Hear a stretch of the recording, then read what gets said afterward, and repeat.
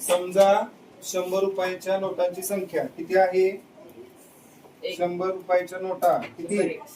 X आहेत, बरोबर. मग एकूण रुपये किती होणार? 100 एक्स.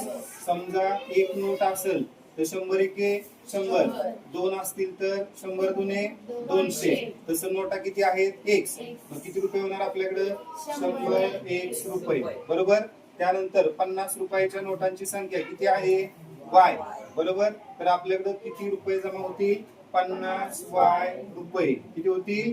50 वाय रुपये. असं आता आपल्याला संख्या दिलेल्या आहेत. नोटांची संख्या एक्स आहे 100 रुपयाच्या आणि 50 किती आहे? वाय, बरोबर. मग आता पहिली अट जी आहे ती काय दिली आपल्याला की 100 रुपयाच्या काही नोटा आहेत, 50 रुपयाच्या काही नोटा आहेत, पण ते दोन्ही मिळून एकूण रक्कम किती आहे? 2500 रुपये. किती आहे? 2500 रुपये. मग 100 एक्स अधिक काय आलं? 50 वाय बरोबर 2500. 100 रुपयाचे एकूण किती रुपये तयार झाले आपल्याकडे?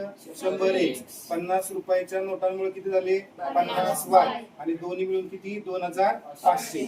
आता इथं 100 ला 50 न भाग जातोय, 50 ला 50 न भाग जातोय आणि 2500 ला 50 न भाग जातोय, बरोबर. आपण इथे लिहिले समीकरणाच्या दोन्ही बाजूस 50 ने भागून. 100 एक्स भागिले 50, 50 वाय भागिले 50, 2500 भागिले 50. इथं बघा 50 एके 50, 50 दुने 100. किती आलं? 2 एक्स. 50 ला 50 कॅन्सल. किती आलं? 1 वाय, बरोबर. 1 शून्य याला कॅन्सल झाला. राहिलं किती? 250 भागिले 5. 5 एके 5, 5 5 25 आणि वरचा 0. किती आलं? 50. आपल्याला समीकरण मिळालं 2x अधिक y बरोबर 50. समीकरण नंबर 1. इथपर्यंत समजले का? आता त्यांनी काय सांगितले की नोटांच्या संख्यांची अदलाबदल करा. म्हणजे 100 रुपयाच्या नोटा किती होत्या? एक्स. त्याच्या ऐवजी किती घ्यायच्या? वाय. आणि 50 रुपयाच्या नोटा किती होत्या? वाय. त्याच्या ऐवजी करायचे एक्स. मग आता जर वाय नोटा 100च्या असतील तर आपल्याकडे किती रुपये तयार होतील? 100 वाय, बरोबर. आणि जर समजा 50 रुपयाच्या एक्स नोटा असतील तर आपल्याला किती मिळणार आहे? 50 एक्स. किती मिळणार आहेत?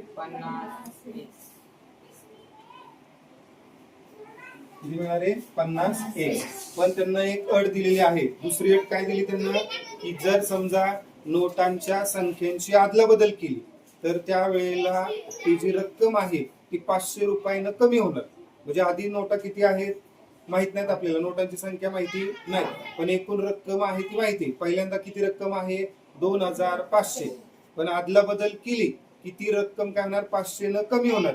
म्हणजे 2500 न 500 गेलं, किती राहिले? 2000 रुपये. किती राहिले? 2000. म्हणजे या ठिकाणी काय मिळालं? 100 वाय अधिक 50 एक्स बरोबर 2000.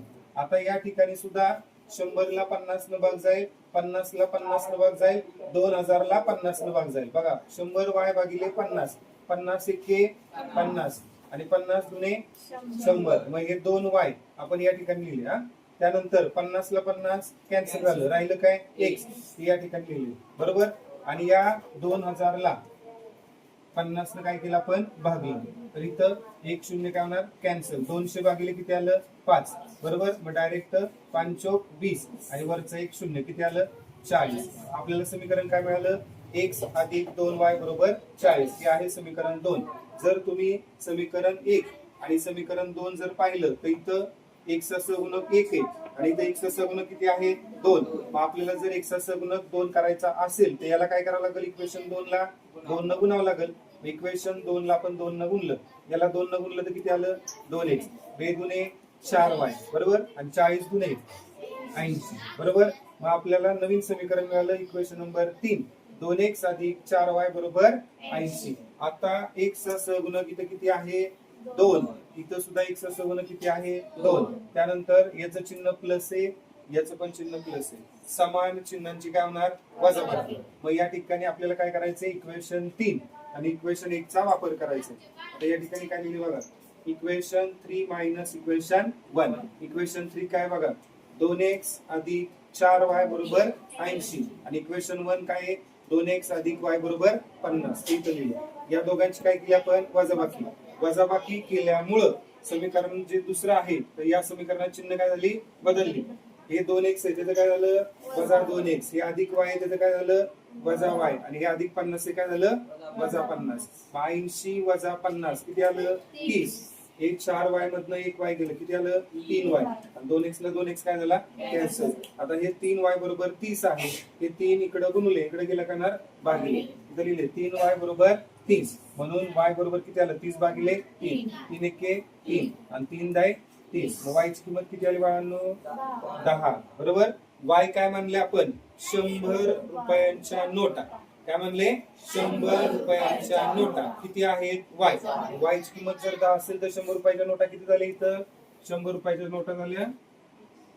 कुठे गेलं y म्हणजे काय झालं सांगितलं आपण 50 रुपयांच्या नोटा. 50 रुपयांच्या नोटा किती झाल्या 10. किती झाल्या 10. म्हणजे आपल्याकडे किती रुपये जमा होणार रे 50 गुणिले 10 बरोबर किती आलं 500. आता लक्ष द्या ही y ची किंमत जी आहे 10 ती आपण समीकरण कुठे टाकली 1 मध्ये. समीकरण 1 हे 2x अधिक y बरोबर 50. आता हे 2x तसंच राहील.